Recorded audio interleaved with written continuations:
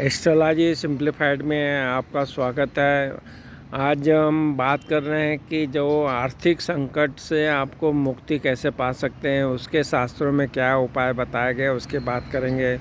ये उपाय बिल्कुल आप सरल तरीके से अपने डेली रूटीन में अपना सकते हैं। उसमें यह है कि आपकी जो सोच है वो आप हमेशा सकारात्मक रखें और आपका घर को में देखें कि वास्तु के अनुसार होना चाहिए। साथ साथ में ये भी देखना है कि घर में आपको जो भी कबाड़ा है उसको एकत्रित न होने दें और शनिवार के शनिवार कबाड़ी को दीजिए। आप इस तरह से मुख्य द्वार को हमेशा साफ सुथरा रखना चाहिए आपको। और जो तुलसी है वहाँ पे दीपक जलाना चाहिए और उनकी पूजा अर्चना करना चाहिए। माता लक्ष्मी की भी पूजा अर्चना करते रहना चाहिए और आप यथासंभव जो भी दान आपसे बन सकता है वो आपको देना चाहिए।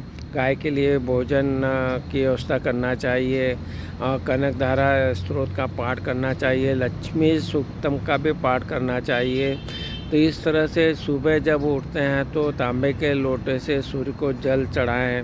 और आर्थिक संकट से मुक्ति पाने के लिए ये उपाय जो हमने बताए हैं ये बहुत ही सरल उपाय हैं जो आप कर सकते हैं। आप की सोच भी वैसी रखना चाहिए और हो सके तो मंगलवार के दिन स्नान और ध्यान करने के बाद हनुमान जी को गुलाब के फूलों की माला चढ़ाना चाहिए। 21 शुक्रवार तक 5 कन्याओं को भोजन कराएं। पूर्णिमा की सुबह में जो भी काम आप कर सकते हैं वो पूजा अर्चना अच्छे से करना चाहिए।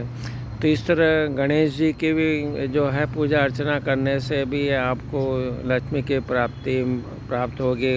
उनसे जब आप शुद्ध घी का मोदक का भोग लगाते हैं तो गणेश जी भी प्रसन्न होते हैं।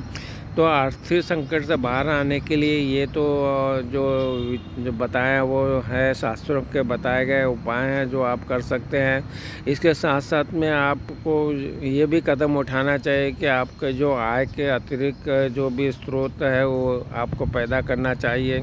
और जो आपका बजट है वह यथार्थवादी होना चाहिए। आपके पास कुछ आपातकालीन निधि भी आपको तैयार रखने चाहिए। तो ये जो चीज़ें हैं आप ये छोटे छोटे उपाय आप करेंगे और अपनी सोच को बदलेंगे। आप ब्रह्मांड में भी बताया गया है कि जैसे आप परम पिता परमात्मा से जैसी इच्छा रखते हैं तो उसको भी आप तथास्तु होती है, मतलब वो भी आपको प्राप्त होती है।